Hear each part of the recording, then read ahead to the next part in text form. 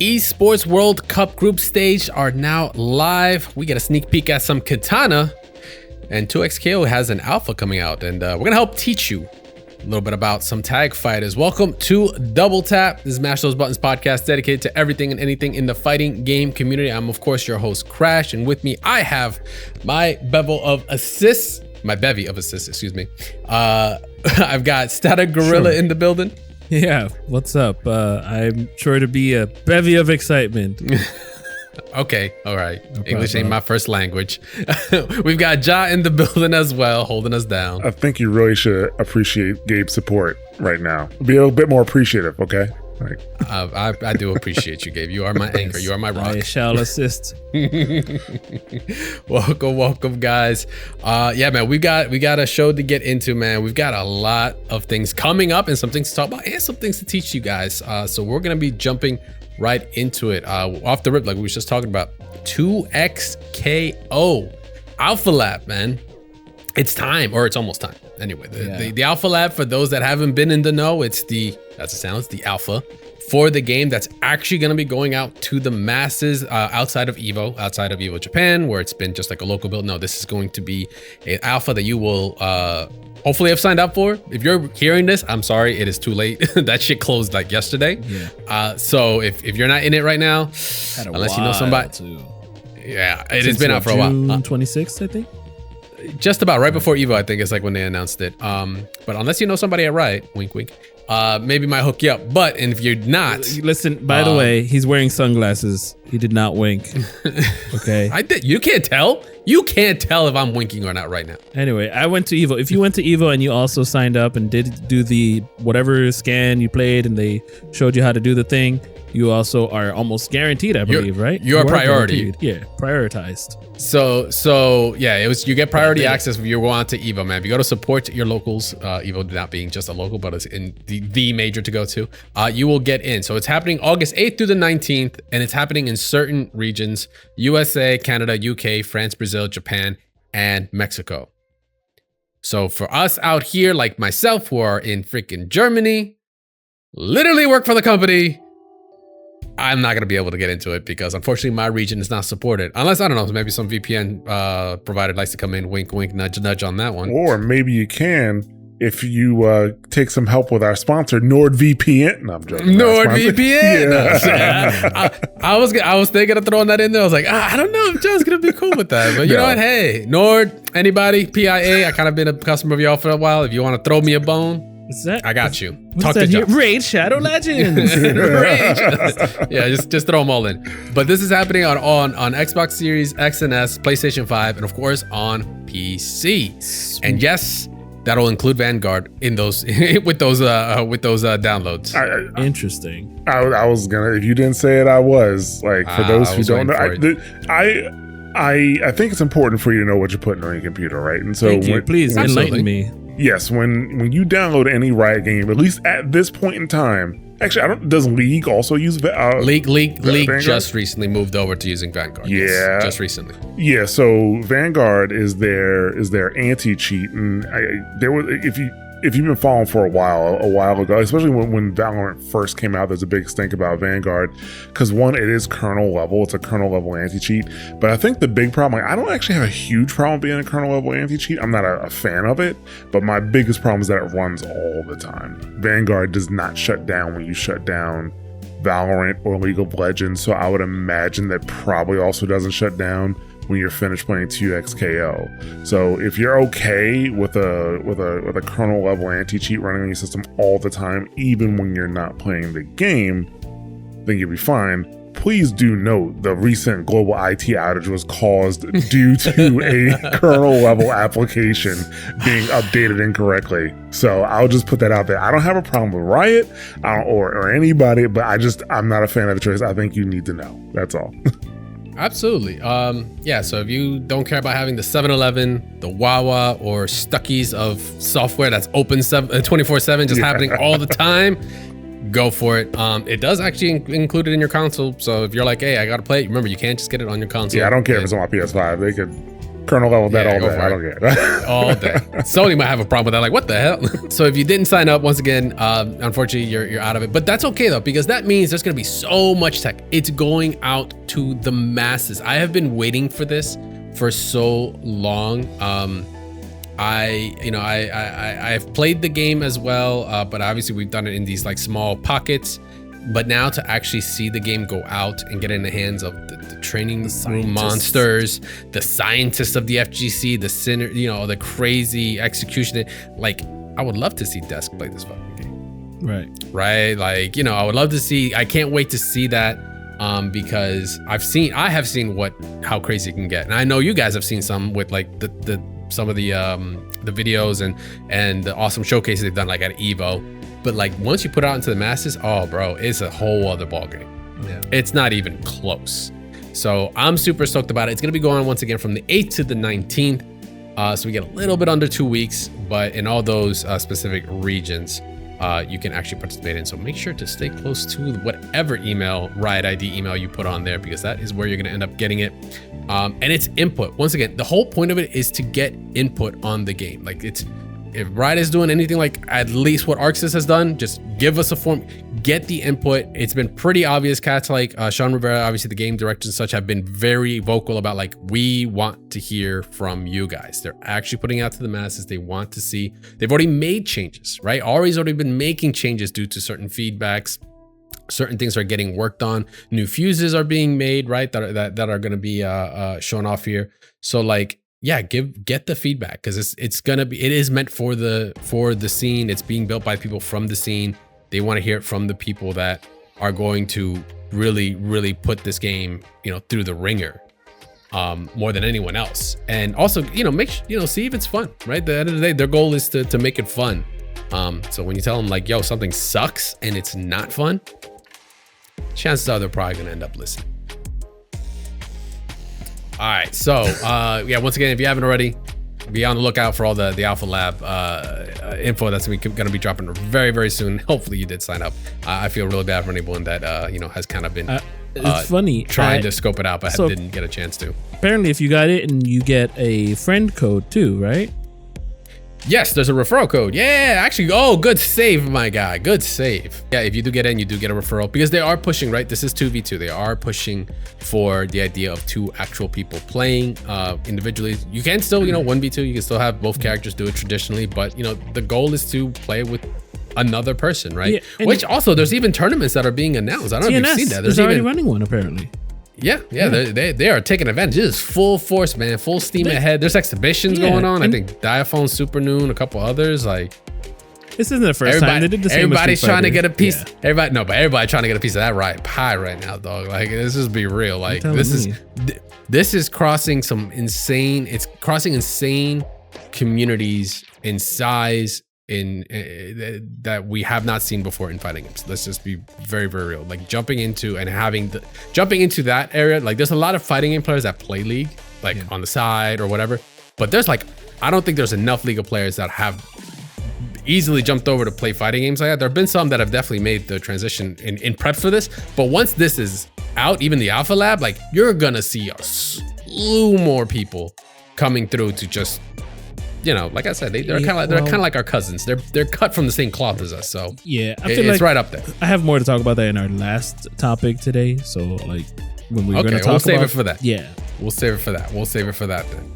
Yeah, exactly. Sneak peek. So hopefully you guys did get to sign up, but make sure to keep an eye on your emails for that, because it's going to be coming out. Like I said, once again, on the 8th is actually starting up. So by the time the next week's episode, we'll be talking about it for sure. Dear God. Yeah, it's gonna be fun. In the meantime, though, we want to hear from you guys though on that. It's actually gonna be a question I had for you guys. Question of the week for this week, super early, catching you guys off guard before I even get to last week's stuff. What is gonna be your team for 2XKO in Alpha Lab? If you already are scoping it out, if you're like, in or not, you probably have a pair of characters you want to try out, or maybe everyone, or whatever fits the bill. Let us know. Who's going to be your team in 2XKO? We'll be posting this up on our Discord. We'll be posting up on socials, on YouTube, all that good stuff.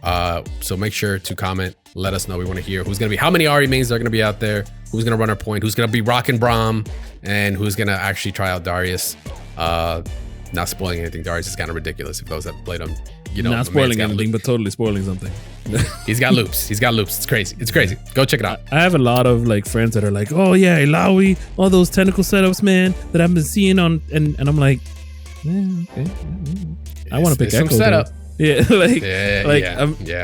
I mean, I've seen Echo's level 3 do the counter. Is it a counter, right? The counter, yeah, it's a counter. I've seen that thing, and like, what's a counter to a rewind?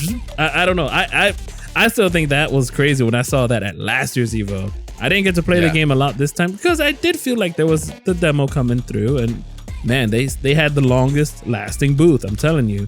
So I'm like, I should have played that whole time that I was there. And but that's okay. We got a whole 2 weeks with the game. God willing, crossing my legs, my eyes, my T's, my legs, my toes, everything else. So you hope you have a whole 2 weeks with the game. Yeah, we hope. Right. Let's hope. All right, with that, guys, we're gonna be taking a quick break. When we come back, we're gonna be jumping on some Esports World Cup because we've got maybe some things to talk about the LCQ, a tangent for maybe a little bit, and then we've got some group stage stuff to get into. So don't go anywhere. We'll be right back. All right, and we are back once again. Just wrapped up on some 2XKO, and we're gonna be jumping on some EWC. But before that, talked about question of the week last week. Talk about tag games. Guilty Gear Strive, right? We have the team of 3 that went down on the beta. Me and Static had a couple of sessions on that, and we wanted to ask you guys what you thought on it. Like, what's some feedback? What things you would change about the team of 3? Because we sure as hell had a list of things. Go check out last week's episode to talk about that. But we asked you guys, our awesome listeners. We got a couple of responses here. Let's go with unnecessary pepperonis. I'd make the beta last Friday, Thursday. Pretty good feedback. I thought it was a little fucking short myself. I was like, damn, like it felt more of like I really had to make time for it. Cause I was like, bro, there's like no time for it, like at all. Like I couldn't just go on my day by day. Like I had to make sure to like have it in the front of my head. Like, hey, we have to sit down and play it, or else I'm glad you're we did going because to just I wasn't miss it. going to either way. Yeah, you know? I felt it was just gonna come in and out so fast. Yeah. I wonder if it was so short, like. Because, you know, most of the time when they do a beta, right, they're testing for something, right? Like usually feedback or maybe a stress test. I don't know. They didn't really make it. They didn't make it seem like it was a stress test. It didn't look like that. I was like, actually, this doesn't even run on servers, right? This runs locally, correct? To my knowledge, well, no, there are servers. Remember, that it was you a separate run app off of as well. But I mean, yeah, it was a separate app, but that's because it was a beta. Like it had to be a separate. It could on Steam. It couldn't be the same application. Right. They had to like opt in for a beta or get that. Yeah. Because I was just like wondering, like, if since it was so short, 'cause I was seeing stress tests be short like that. But like, if it's not a stress test, which I could be wrong, it could be a stress test. Like most fighting games run on like locally, like they pick one of the two like people's machines and then it's usually it's a peer-to-peer connection. Yeah, peer-to-peer. If it's so short, I wonder if they just needed something like coming out of Evo to like sweeten that season 4 pot. Like, you know, we got these characters coming out and this is happening, this balance change, and this Friday, like, you know, we got true that. I wonder if that was like the case.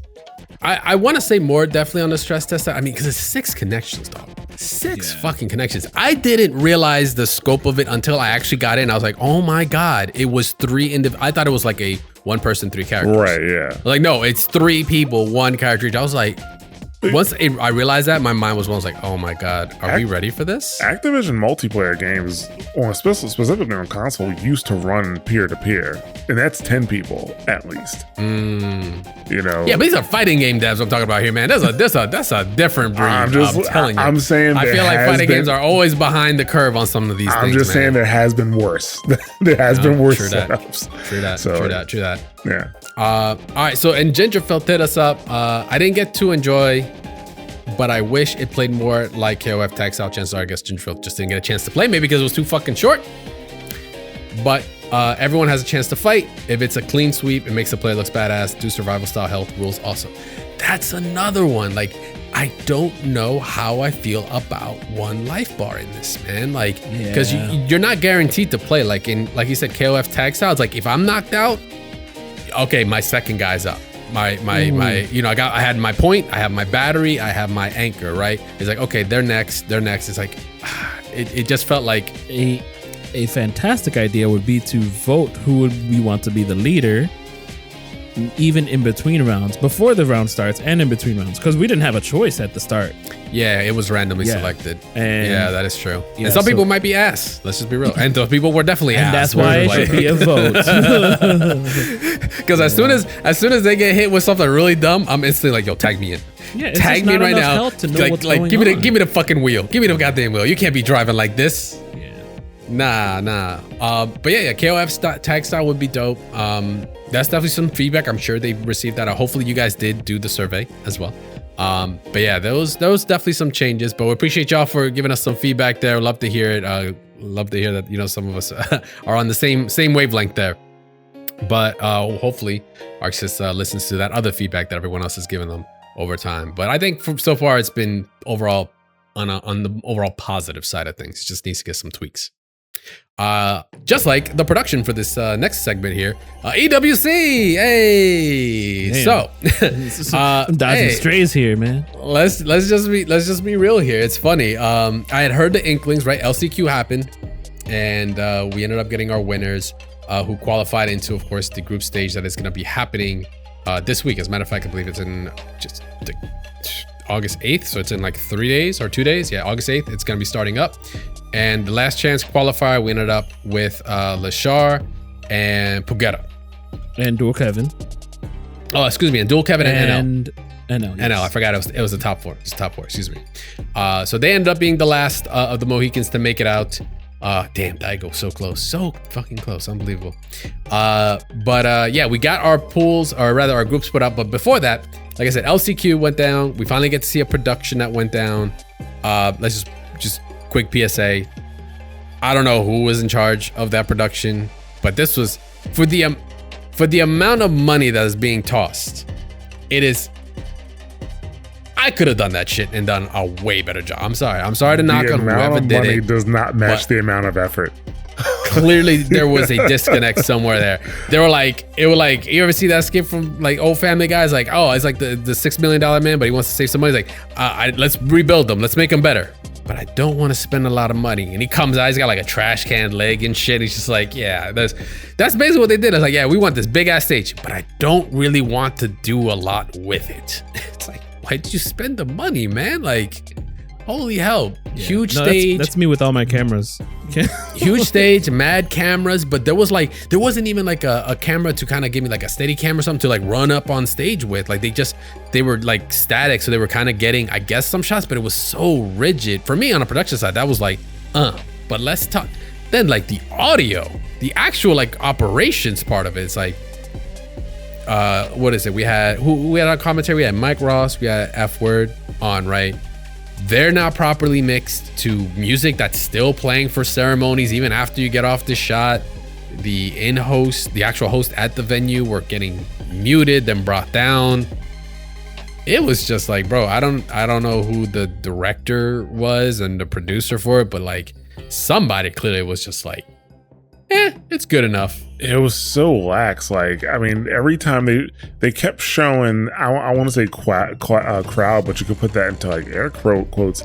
They were showing seats because in the arena was basically empty. Like, it really just looked like a bunch of production staff chilling in the seats that were taken, and it just like really it brings down like the mood and hype levels. Like, you know, it does. Yeah.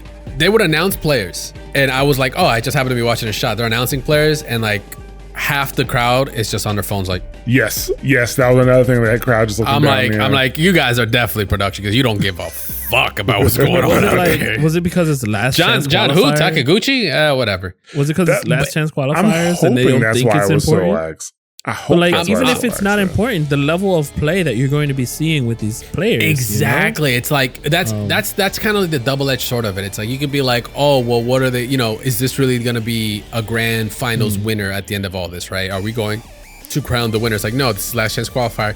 So the stakes for people watching aren't crazy because it's like, yo, whoever's top four. But then whoever made it to the top four, if you have guaranteed top four, you could just phone it in. But like the player, the player was not probably gonna want to because they can maybe potentially do better seating and all whatever. But it's like, here's the issue: watching. What's the audience that you're catering to that is local? Like who's local? Are they the ones that have been there all month long? Like, is there actually going to be somebody who's been there since June? When did it start? July-ish? Until the end of August? Not everybody is going to be there as well. Or if you're not even having it at prime time, like you'd expect, hey, this is an event that's happening all month long, a couple, like 2 months long. Are they going to have like specific times for people to come through? Like there's ticket staff and, hey, this, what we're having at 8 p.m. in here. But also we're having like a celebration outside. What are you going to, like, you know what I mean? Like it's a whole, like almost like a plaza type thing, almost like what they have at WrestleManias or when they do those wrestling events out in Saudi, they have like wrestle parades and parties happening. But at the same time, they're like, hey, when the event is happening, the convention closes down and everybody goes to the main venue to kind of watch. Put them into it. Yeah. Gotcha. So like that's what they did here for Mania. They had convention and then they had 2 nights of Mania. So you're feeling that they should have done the same thing or could have tried the same thing to kind of help that, or? Well, if you go to the site, there's like tickets and things to sell and to buy for EWS, you know? So like, things to go to. So like, if that's going to be one of the marquee events, like, shouldn't there be more people? Shouldn't there be less empty seats? Is it not the market it's a digital market, honestly. Of all the games there, yeah, we're the smallest too, man. Right. You also got Tekken is big in Mideast, right? But this is kind of like what I was bringing up before about having events in Saudi Arabia. What game or like, what esport do you know has a large presence in Saudi Arabia itself? Because going from, some of these other countries surrounding Saudi Arabia, like into Saudi Arabia is not as easy as getting from New York to Florida, New York to Vegas. Yeah. You know what I'm saying? Like it's not as easy to travel around. So what they're betting on is by pumping so much money into, esports and bringing these events. I don't know if they're betting on people coming to Saudi Arabia to actually watch the events. Right. Yeah. I think they are. Like, I think that's one of the things they do, because that's what they're doing with other sports. Like they're trying to, build up tourism and build up sports tourism in Saudi Arabia. So do they think people are going to come to Saudi Arabia just to spectate? I mean, if you're a competitor, that's one thing, but just to spectate, and that's bro. Yeah. That was my next point. I didn't go like, I got a free weekend. Let me just take a flight. Like, let me go do this. Let me go do that. Like, I don't know if I could catch myself doing it. And I love me fighting games. Yeah. I wouldn't be doing this shit if I didn't. I'll tell you that right now. I mean, for instance, you've got no other prodigy who just went out there, and who knows, he probably flew out alone. Like the guys that I talked about a couple weeks ago, Destroy and his brother, they went out there both alone, and their mom's like texting and putting on Facebook everything that's happening, and like he's in the hospital over there. So like, what I'm saying is like, no, I think I spoke about. Yeah, no, he was fine. But his brother ended up getting a specific place we talked about a couple weeks ago. But what I'm saying is like, it's not a family vacation that's gonna happen for like everybody. Like if I'm gonna go, for instance, if I'm gonna go to Six Flags out there, I'm literally gonna go by myself or with a couple other roller coaster enthusiasts or yahoos. Something. Yeah. Like it's, no, my family's like, I'm not going to freaking Saudi Arabia to get on a coaster. I'm like, neither would I. But look at me now. Right.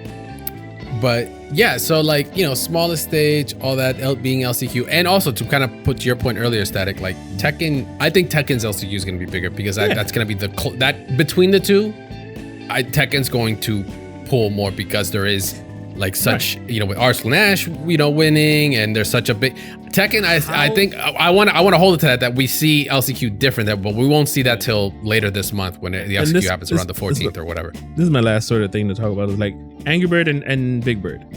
I'm sure they have a huge fan base there, or could have. I mean, they already have a big fan base online.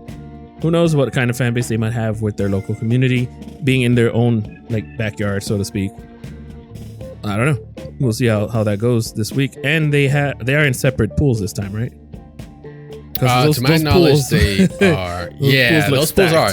Yeah. So actually, let's move on to that. Actually, so the LCQ went down. We do have our four qualifiers, and then they shortly were able to post up the pools afterwards. They did it on Twitter initially, but They also, you can list it out and check it out in other places like Wikipedia.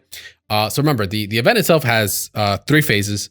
There's going to be 8 groups of 4 players, GSL style, for the first phase. So each group is a double elim bracket. The top 2 from each one with the best score, they get to move on to the second phase. So everyone, if you're not top 2, you're out. You're just out. There's no redemption past that. Second phase, 4 groups of 4 players, GSL style again, double elim, 2 players, and then the third phase is a single elim match. All matches are first to 5. Jeez. So yeah, it's gonna be that bracket. I mean, that's gonna be long, but I mean, it's single elim. If they would have been like, yo, double elim first to 5, I would have been like, okay, like y'all, okay, you guys started. I'll be back tomorrow, and I'll see where y'all at. Y'all be halfway through the bracket before my ass decides to check it out. But yeah, so they did post up the groups. We have like the group AAA, B, C, D, all the way to H. And this, I know we're coming off of EVO, World Championships of fucking fighting games. There's no denying it. An incredible Street Fighter that we got to see, record breaking, all that good stuff. This is either the closest it's either the same or better Street Fighter that we might be seeing. But I've definitely got more eyes on because we have those post EVO results, right? Current champ, we got second place, yada yada yada. We get to see like literally that next. It's almost like the EVO run back is what we're getting here, potentially, because any of these players can end up winning it. That's how stacked it is. But some of these groups are also pretty insane. So shout out to Dual Kevin for making it out. And your prize is you're in the pool of Zen, Xiaohai, and Menardi. Congrats, buddy. My man was probably like... That's like when the guy... remember when people used to show up late to tournaments and they'd show up late registration and get like the best worst seed? It was like the worst seed, but you still... like it is weird. Yeah, I mean, let's go on. Let's keep going down. Pugera, actually, he ended up in group Double H, not Triple H, so we're not doing the wrestling reference there.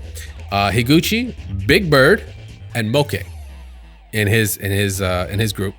So killers all the way through. Group GG, which I think that's fucking hilarious. Lashar landed there. Knuckle-Doo, Bon-chan, and motherfucking Tokido. I think like someone had to put him in there in GG just for the lulz. Like, yeah, like GG, bro. Like, fuck, this is so. I mean, it's for any of them. Like, I'm not saying like Lashar's like the lowest out of them all, but like, or anything like that. But I'm like, that is so heavy. I mean, sure, you only have to technically be better than 2 others. Like, it's like I don't have to beat everyone. I just have to beat at least 2 of y'all. That's all I have to do. Like you can look at like if I was. This is how I would look at it as a competitive player. I'm like, all right, look, I don't have to beat everybody to get to the next phase right now. Like, I just gotta beat 2 of y'all. It's like fucking Squid Games. Like, I just gotta run faster than the last guy. That's it. I don't have to be the first one. I just can't be the last one. That's about it. Group AA, where NL ended up landing into Punk, with Ryukichi, Gachikun, yep, Ryukichi and Punk. So also stack any of these pools. Group VB, Problem X, Rainpro, Lex, and Angry Bird. Group C, Phenom, Itabashi, Zangief, Kakeru, and Noah. That's where Noah's gonna be going. I would love to see Itabashi versus Noah. I honestly can't tell if I've seen that match yet, but like I want to see it now though. I hope that is at my time, 12:45 East Coast time, Thursday. But yeah, it's kind of stacked. This is how Capcom Cup was, I believe. Kind of, bro. These are literally the best players out here. Like you literally have current Evo champ here. You got second place here. You got several of the top 8 and top 16 players in here. Like this is the best Street Fighter 6 we're going to get. Do we make our predictions now? No, I'm kidding. No, I honestly no. I couldn't. I couldn't predict it, even if I tried, because they're just like all these players are just insane. And also, to an extent, like it's because Street Fighter 6 also. I mean, if you want to be, what is it? You want to throw it out the window. Not to say consistency is not a thing, but it's like, dude just beat Punk at TNS. Yeah, but that always happens. Or not TNS, can opener. But yeah, it's stuff like that. It's like stuff like that. I'm like, that doesn't. Not say that doesn't matter. Like, yeah, they play yet, but it's this Evo stage. Yeah. No, not holding it to the same degree. But like the players could really be Anybody, any of these guys could be the winners. Like, there's just no ifs, ands, or buts about it. So this is going to be an insane group stage to watch, which once again, it's starting on the 8th. So in 2 days. I'll tell you what though, before Capcom Cup, I had no idea who some of these guys were. And like Lashar is out there. I mean, Tachikawa is more known for Dragon Ball, but the modern style Ed recently, Lashar showed up with the Chun-Li play at Capcom Cup. Nephew, who just recently quit his job just to do this as a pro now. Especially since he's probably going to Saudi Arabia for 2 weeks. Kawano, probably a good look. Kawano off of last year's Evo or 2 years ago Evo win. Oil King always at least top something. Always a threat. Always a threat. Always a threat. And I don't know exactly if Hikaru, Sen, don't know exactly, but DK, he's deserved it. Noah deserving of it, traveling everywhere. So. Yeah, it's up there. Yeah, but again, it's gonna be Gacha-kun and Punk are my favorite already to make it out of the first one. But there can always be an upset. So. Absolutely. So it's gonna be starting out once again on the 8th. On my time, it's showing 1600. So that sounds correct to me. But yeah. So you guys can check it out. They do actually have an entire page up already on Esports World Cup. On their site, we're actually with the streams embedded and the actual schedule, so it's really dope. So you actually get to see as the group stage goes on. You already get to see who's playing who, because we do already have things like Punk versus NL's happening on that one. Phenom Kakaru. I get to see the match I wanted to see, Itabashi Zangi versus Noah. That's going to be the first match that they both are going to be playing in their group stage before obviously they end up playing everybody else in true GSL style. But yeah, this is going to be some insane Street Fighter 6. I'm trying to see any post Evo changes, because a lot of pros they'll do or players in general, they'll change up post Evo. Like, you run a season and then Evo's kind of like make a big change, maybe a big character swap. I mean, cats like Big Bird, did that change right from Marissa to Rashid. Yeah. Look what that to him, and he decided to do it mid the season. Right, and look what it's happened. There's no reason why it couldn't happen post Evo for this as well. I mean, you think about Big Angry Bird's hiatus might have affected his his Evo results, but he's still here and able to make it to this money. So yeah, we'll see. So we'll just have to see. It's gonna be real interesting. I can't wait. Like I said, it's gonna be some insane Street Fighter to watch for sure. But in the meantime, until that happens in the next couple days. We're just gonna have to sit tight and wait. Let's check out Ed Boon, MK1. It's interchangeable. I went right to Ed Boon first, but I didn't mean to. But hey, Ed Boon did drop on Twitter recently a preview, a little sneak peek to Kitana in MK2. We're not talking about exactly. We are not talking about the sequel to MK1. We're talking about the sequel to the live action movie that came out a couple years back now, to critical acclaim. I think it got Oscars, Emmys, all that good stuff. Just incredible. But no, in all seriousness, no. In all seriousness, no. Though, we got a sneak peek to Kitana, who's going to be showing up in this movie, and we don't, like I said, it's just a sneak peek. So we got to see the blades, we got the iconic fans, the weapons, a little bit of her costume as well, and looks dope. Other side of that, I completely forgot this movie's being made. Oof. Did anyone else remember? Did anyone else go like, oh yeah, this is either happening or coming out? Is it even coming out this year? I remembered because Carl Urban's in it. Yeah, so that's right. He's Johnny Cage. He unfortunately, who was it that he kind of beat to get that role? It was a wrestler. The Miz. There you go. Yeah. He beat him out, unfortunately. Sorry about that. But good old Butcher is making it in. So this is slated for 2025 release. So it's not even this year. Yikes. Okay, maybe that's why. Maybe that's why I just don't remember it, because it's not even happening this year. So not on my radar. Man, I rewatched a part of it because I forgot Natara was in it. Only reason I forgot Natara was in it was because she was only in it for about 10 seconds. She got destroyed so fast. Yeah.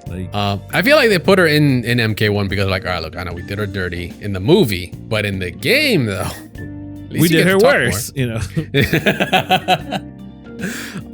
Yeah, so kind of coming off the all the announcements and all from SDC, San Diego Comic-Con and all that. Oh yeah, go on. The costume definitely harkens back to a bit more of the MK.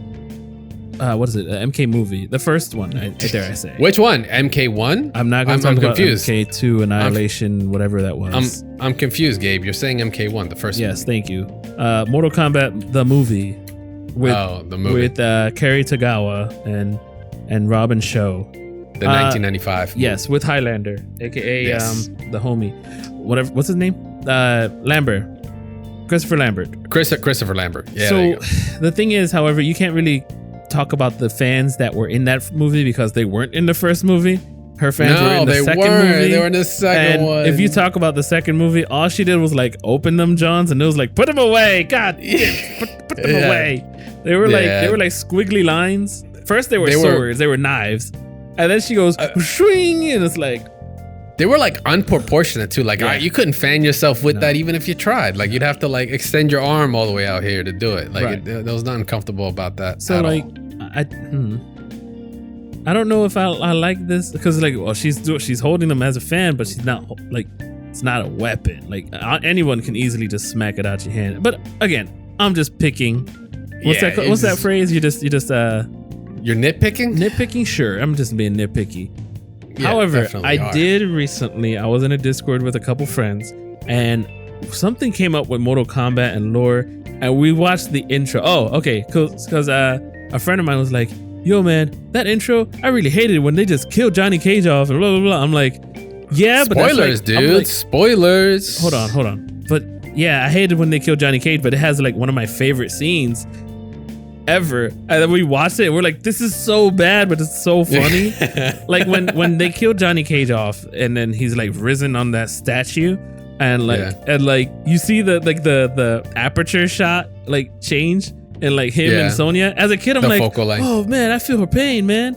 And then she's like fine and finding Jackson the next scene. I'm like, oh, okay, this is whatever. This is how we're doing. She got over it real quick. And then I watched the Cyrax fight and I still love the fight. Like the Cyrax fight, you know what? Not to be on a tangent. The Cyrax fight was dope because the Cyrax fight was dope. Like it was a good fight. Like it was like fire. But the thing that also got me is because we got to see like a game accurate Cyrax, right? They could have gone any other direction, but it actually was. Yeah, the mask was a little off, right? The mask was a little different, but like everything else, like he had bombs, he threw them, and he had the net. He did it twice. Had the netting and all that, right? Like somebody it was dope. It was dope to see. He had the predator. He had the predator. He had the predator dread cables and everything. The jump in the air with the club music in the background was sick. Okay, so I want you to go back to it. Anybody who's listening, I want you to go find it on YouTube. And when Sonya is fighting these two ninjas, in the background, you see Cyrax and Jax are fighting in the background, and they're just dancing because they're like stuntmen trying not to really hit each other. So they think they can't be seen. So you see Cyrax doing like a two-step, and it's just like little jives. It's so jarring. You're like, guys, you're on camera. They're like, I don't know, we don't care. We're just the director was like, leave it in. It's organic. Yeah, exactly. Oh, it's so jarring. Like you see it, it's gonna crack you up. And then like the whole scene is it's cool and all, but then they do the 90s green screen. The green screen explosion. Oh, so good. So good. Go check it out. Yeah. I don't know why that movie didn't get Emmys. Right.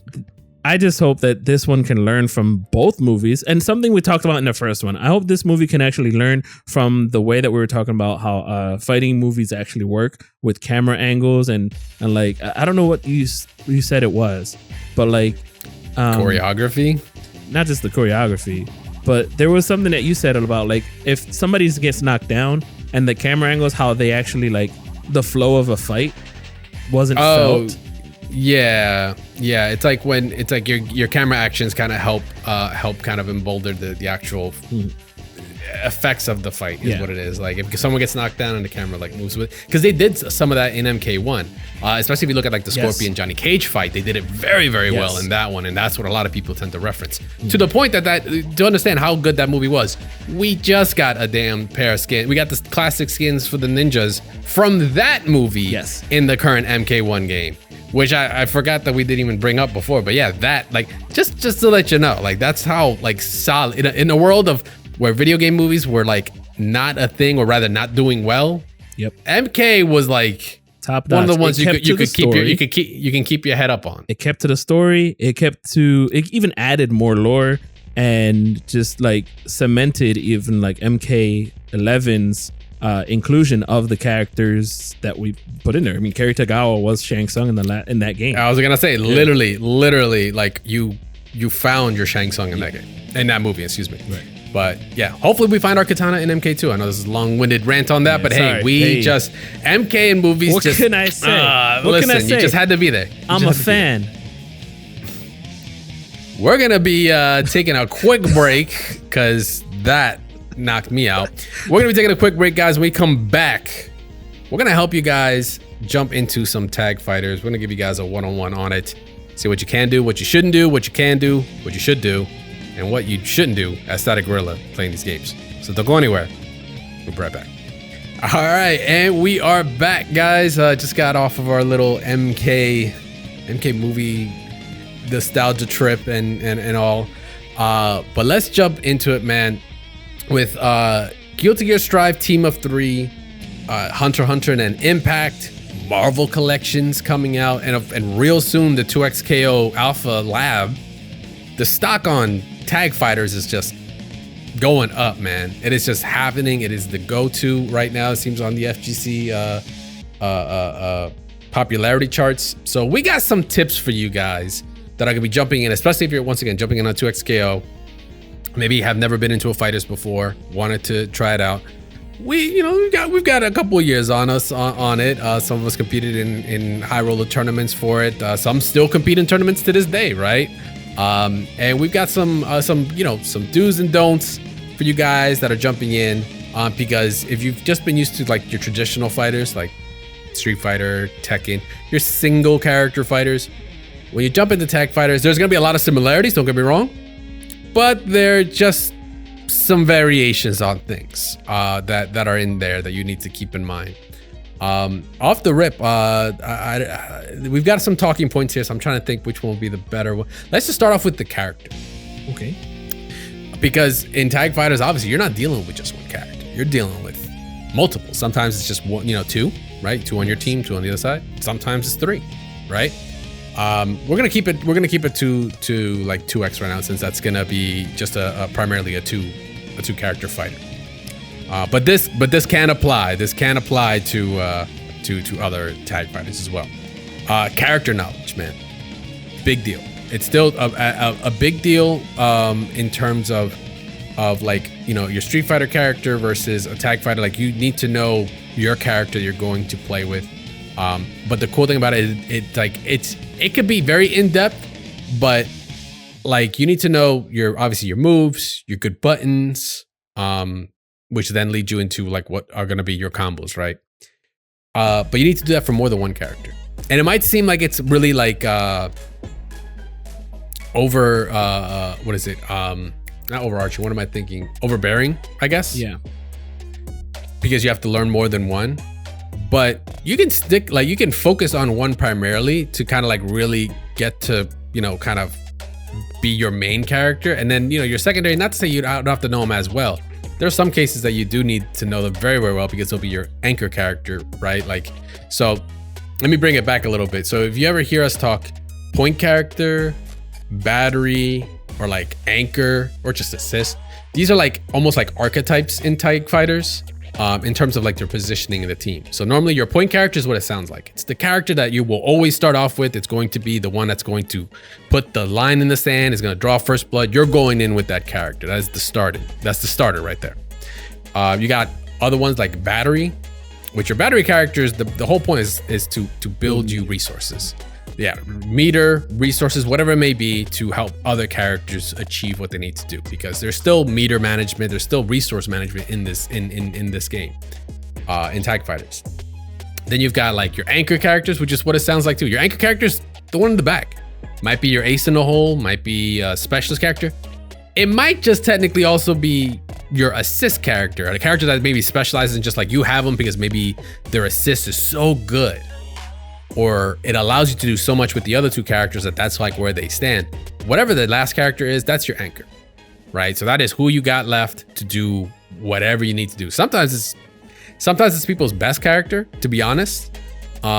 Sometimes it's honestly, it might not be their best character. Like for me, like when I played Marvel, I usually have, like, my team was Virgil. I had multiple teams, but my go-to team was Virgil, Nova, Ami. Ami was always my anchor, which is weird because normally most people put Virgil anchor, right? Because Virgil X Factor level 3, install, it's crazy.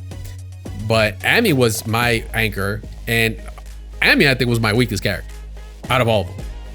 But because of the way Ami played and because of the assists, it let me kind of make sure to keep my uptime on my other two characters like high, right? So like that's kind of like the role that Ami played for me.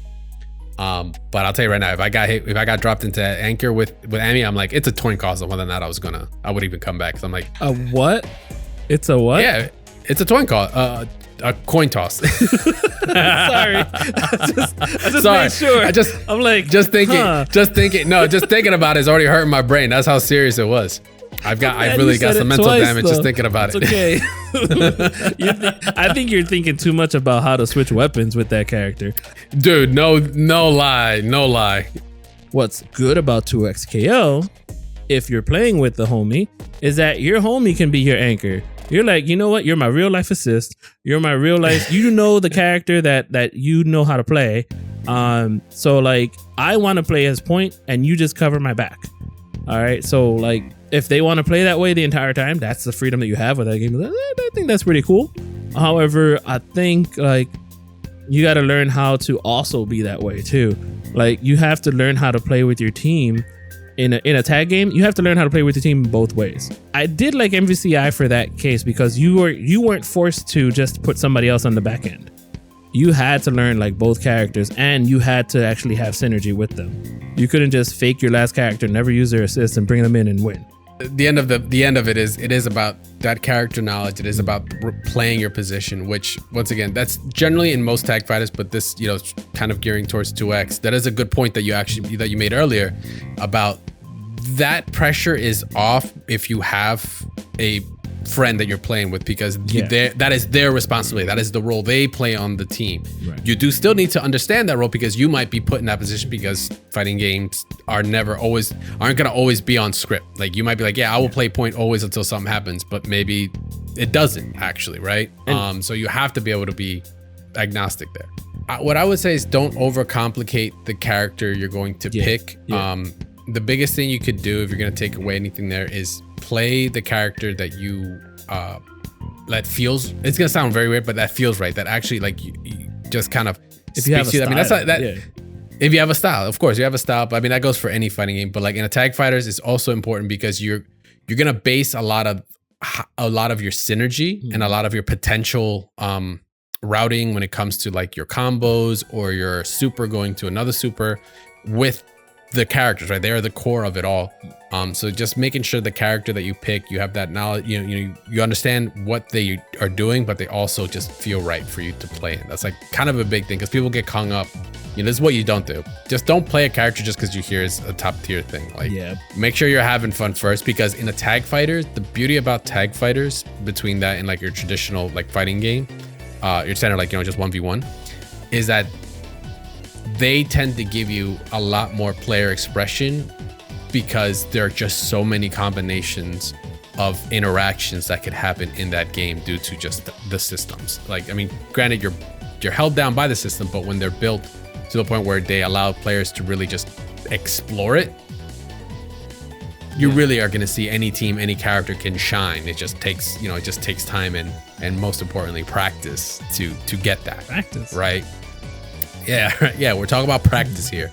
If we're gonna take, if there's any things, definitely do practice because it's a tag fighter. Tag fighters tend to traditionally be faster as well. I just want to make a note here. They tend to be faster than your traditional 1v1 fighters because they got assists that you're calling. You've got super jump heights. You've got air dashing. You've got pushback. These are all things that are in 2XKO. Like these are all there. And then on top of that, you have things like fuses, right? Which is like the system we were talking about that's allowing you to do certain things. Some fuses are comeback mechanics like X Factor. Another fuse is like being able to do multiple assists, like have your assist character do multiple actions in one call, which isn't a traditional thing in tag fighters, right? You usually get one assist, one action, and that's it. Another fuse is being able to tag multiple times between each other. But that's what I mean. Like the system is going to allow for a lot of player expression in combos, in mix up, in mobility. So you have to keep that in mind when playing, these tag fighters, that how much quicker basically your APM, your actions per minute, your actions in general are going to happen because of just the nature of how many characters you have to get through, right? You do have to get through 2 life bars in order to win. It isn't just a 1 life bar game. You have to kill 2 characters. So the actions need to be fast. So you need to really learn to pick up on that very early on, especially if you're just coming from a footsie, not a footsie base, but like a 1v1 game where you can slow it down due to the neutral, right? Yeah. And on that, actually, let's bring that up. Neutral. What is a thing. Neutral is a thing. Neutral is the action of, when both our characters are in basically what's called neutral state, is when anyone can press anything and you kind of do the dance, right? Am I in your range? Am I going to press a button to punch you? Am I going to kick? Am I going to call assist? Tag fighters neutral exists. I don't care what anybody says. Neutral exists. It's just in a different coat of paint. Actually, I got to say it's a different model car altogether, because the neutral in tag fighters generally are with our bigger actions, like jumping, air dashing forward or back, assist call, or rather even just assist call from the rip is a neutral tool. Depending on the assist it is, it just allows you to approach it in whatever way. I call my assist here. What do? Do you jump? Okay, I'm gonna call my assist next time, and if I see you jump, I'm gonna go for an air grab. I dare I say it's controlling the match, being in control of the match, or even causing for an obstacle for your opponent to get over. What does my opponent do in response to this? For instance, if I'm throwing a fireball and you're neutral jumping it, I'm like, okay, maybe I'll throw a slower fireball and you can neutral jump and fall into it. And then the drive rush, Street Fighter, drive rush into it, uppercut, something, counter hit, whatever. That's always been a thing. A lot of times when we look back at Street Fighter 4 2009, 2010-ish, and we see Daigo play, what is every comment saying? Oh, he's spamming fireballs. He's just spamming fireballs. And it's like, bro, you have to try to jump over it and get in there. What is your your answer to it? Because obviously he's doing it a lot, and everybody's saying it's just spam. But what's your neutral in Marvel? Me? Give an example. Yeah. Oh, in your team, question. what's your neutral, right? Do you, because you have sentinel assists, right? You have drones. Yep. But it's a slow assist. Drones. Yes, but you do a slow assist, but what do you normally do to cover that? That's the thing. It depends on the person I'm fighting, because let's say it's Deadpool. Okay, Sentinel, as soon as he gets hits, his entire assist disappears. Drones go away. Right. Yes. And that can just end the game instantly for me, because then Super Squad doesn't have a safe way to meteor smash or whatever. However, again, like I said, I have a dual point system where I can use Nova and put up the barrier. The barrier isn't just a tool to protect Nova. The barrier also has hits on it for some reason. Whoever decided to make that character like that, crazy. Thank you, because we're using it. Yeah, I know. Appreciate it. But it also hits. So you put it on let's say you dash across the screen, you put it up, you dash away, or the person's trying to get in and the barrier's still there. What do they do about that barrier that's in their way of dashing in? I don't know, but if it hits them, I'm going to jab them to death and then make a combo happen. That's the neutral game. That's again, putting something on the screen for them to get through or get around. Because if I know that they're about to arrive there, I can slide under, hit a cross up, or I can fake a cross up. That's the mental game that you're trying to play. And then once you kill that character, the other neutral part is, it's super important that I didn't think about until later in the game, was the incoming mix-up. There's no incoming mix-up in 2XKO per se, but a lot of the tag games are like that. However, Marvel vs. Capcom Infinite kind of took that out as well, because of how fast the incoming parts are. So, like the so did Dragon Ball Fighters, right? Like it resets the neutral. They had to actually patch that in. Remember, it was either too fast or slow, but you can also change how fast or slow you come in on a snapback. So I think that aspect is out. So that's not really a layer that is in it anymore, because now you have an animation of a character coming in being an anchor. I don't know. I mean, that's a tough one to talk about if we're going to talk about Marvel 3. But at least the neutral game aspect of it is still there. Yeah, that's actually the point I wanted to bring across, because actually what you said was valid. Like your obstacles that you put up in a sense of your assists, in the sense of your special moves, right? The range that you control is your neutral, right? It's still the same. For those that have been playing, other fighting games, you realize it's basically the same.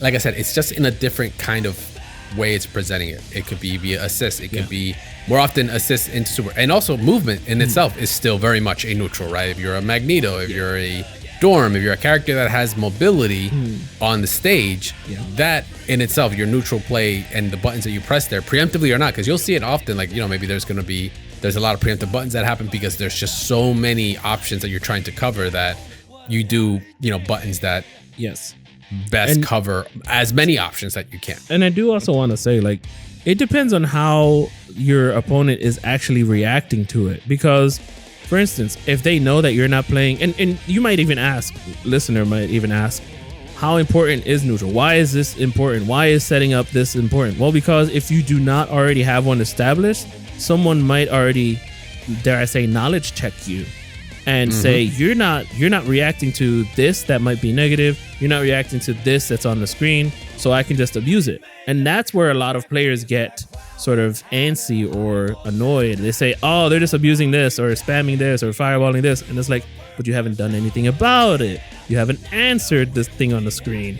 You haven't answered that thing that's a -20 and you're not pushing a button. A button, yeah. Like, because that happens, let's say I'll fight somebody in Marvel 3 and they say, oh, there's a gap in there. I'm like, okay, I don't want to push any buttons in there and get hit, counter hit, and die.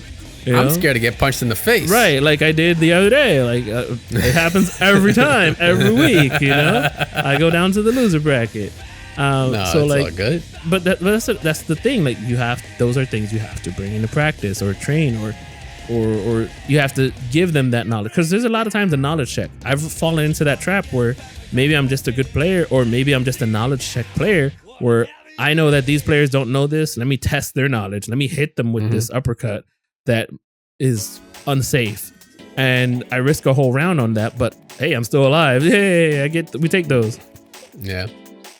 So with that, one of the things I do want to point out though, as like because I feel like this is going to be one of those traps that will happen to a lot of people, I think in 2X very early on.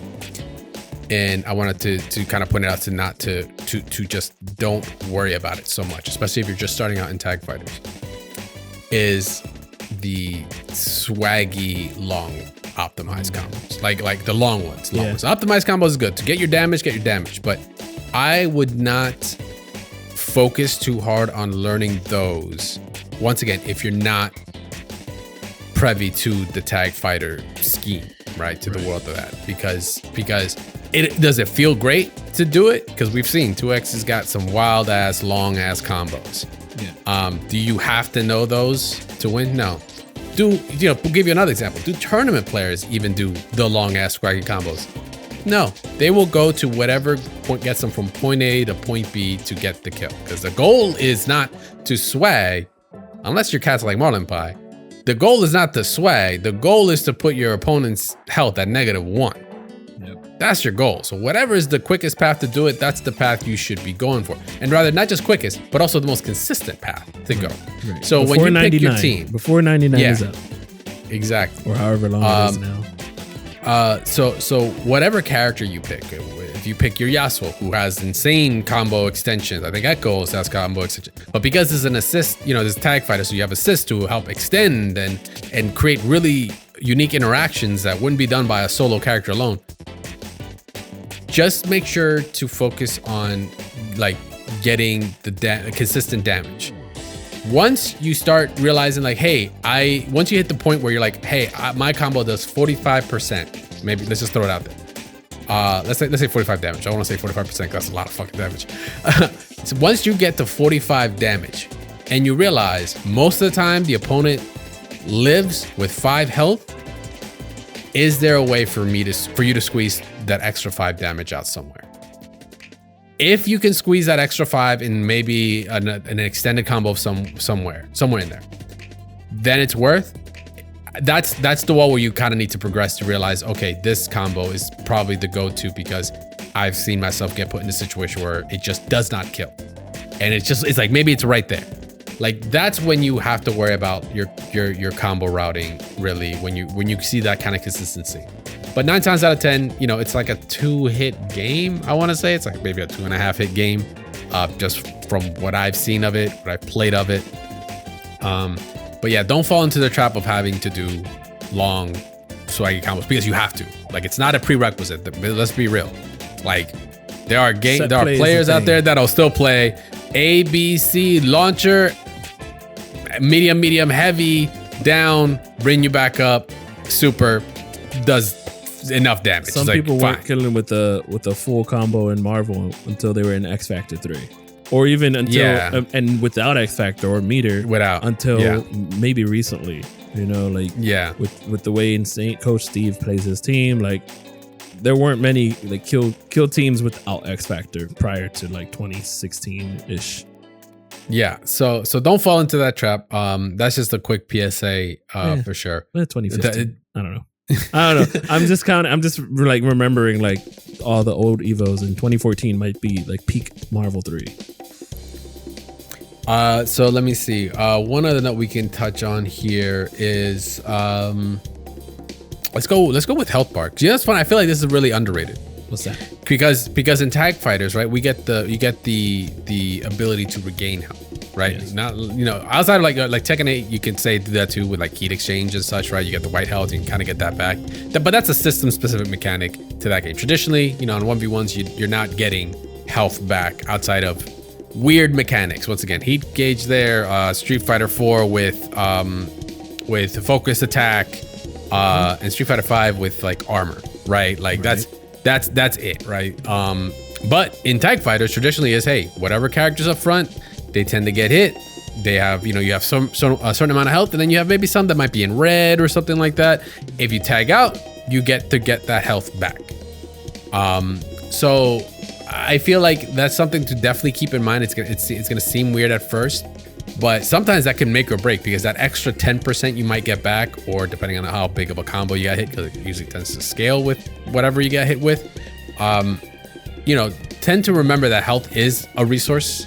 And you do get to you do get that tag is not just to like, hey, maybe fix a bad matchup, but it's also to help regain some health and some resource back to you.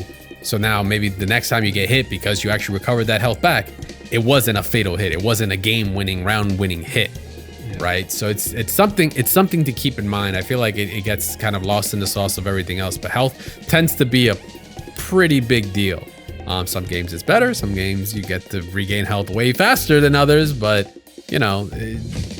tomatoes kind of deal. Like it's all the same deal. It's just slightly different. I'm very interested in where this game is gonna go after the beta alpha, is out. Only because like the way that just information travels now. Like as soon as we see either one tournament or something go big, like you're gonna see it the next day online almost immediately.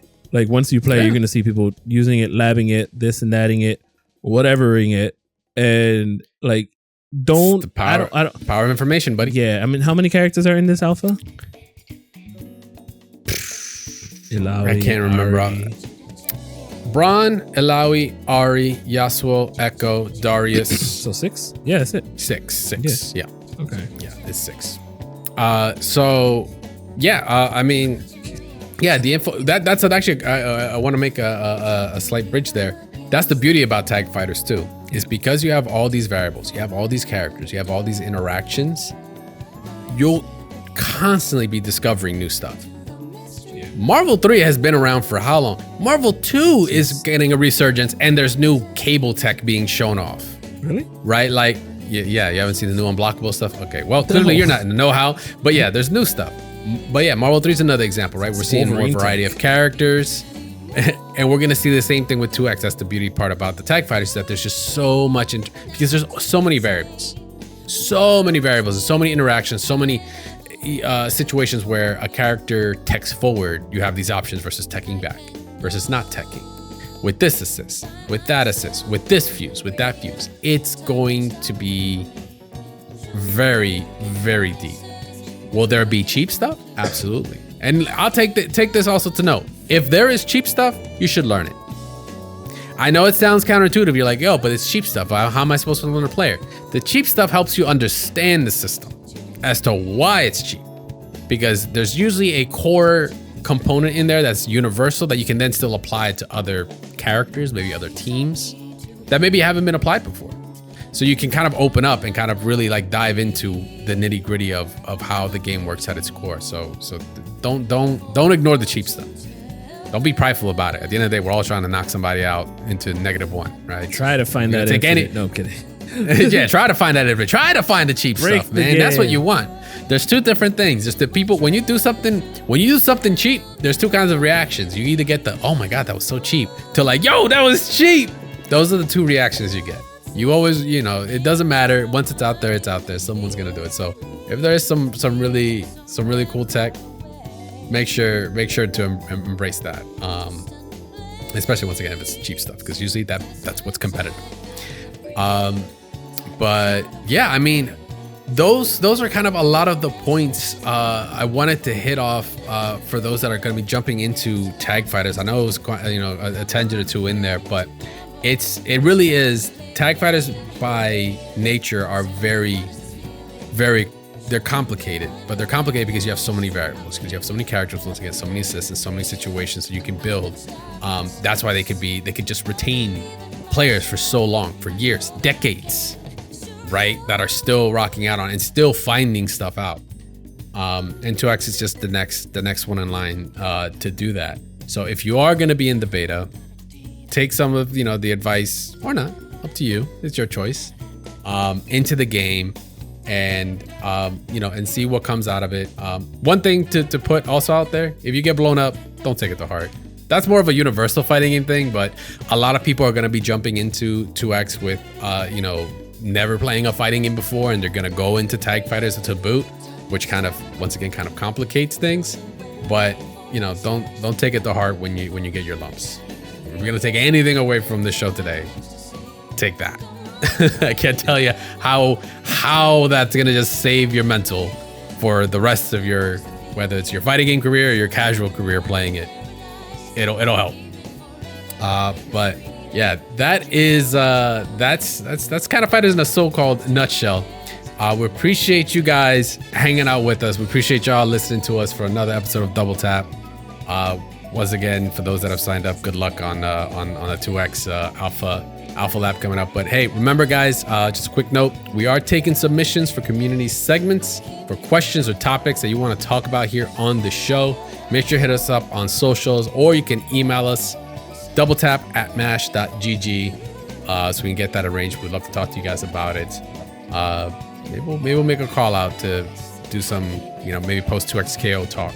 That'd be a fun little segment to do. In the meantime, though, you guys can check out my awesome hosts here that have been holding it down with me. Static Gorilla at Static Gorilla on all social media platforms, as well as on Twitch, where he's gonna go and win the static bracket on TNS. Hey, what do you mean by that? What do you mean? I don't know. I heard that's what they call it. I heard that's what they call it now. Ouch. They just want you to have a soft landing when you land in the loser bracket. It's called a static bracket. Gotcha. You can see the reference last Saturday's VOD, which is on YouTube now. But again, I'm here to plug myself. And this Friday, might be at a dumpling session, which is our local session. So might not stream, but still, I'll probably be around throughout the week. Always look forward to my tweets. I'll tweet it out, whatever I'm doing. So there you go. I'll be there. Of course, and he'll be there. And of course, this guy will also be there. Ja at Jostradamus on Twitter. Blue Sky, all that good stuff. I'm waiting for the acknowledgement. Yes, correct. There we go. Cool. Make sure to follow him. Go say what's up to him. He needs friends. You can follow me at #BS as well on Twitter. Make sure to follow the show at DoubleTapFGC. Make sure to hit us up also, of course, on YouTube as well at DoubleTapFGC. And make sure to join our Discord, doubletap.gg/Discord. Come join the community. Come join. Say what's up. If you got 2xKO tech, hey, we are more than willing to see it posted up there. I can't wait to see what you guys are gonna come up with. But yeah, come say what's up. Come hang out. Remember, we're gonna be posting up the poll question of the week there. If you want to get involved, that's the place to be at. We do appreciate everyone that's been joining, everyone that's been coming by and saying what's up. All up there. Stay tuned after the show to hear all about the other shows we have here on the MTV site, and we'll be live with another, or not live, but we'll have another episode live for you guys next week. We're gonna be looking forward to once again some EWC 2X. Got a lot to talk about. We're just gonna have to wait. But until then, we appreciate y'all hanging out with us. We'll see you guys then. Peace.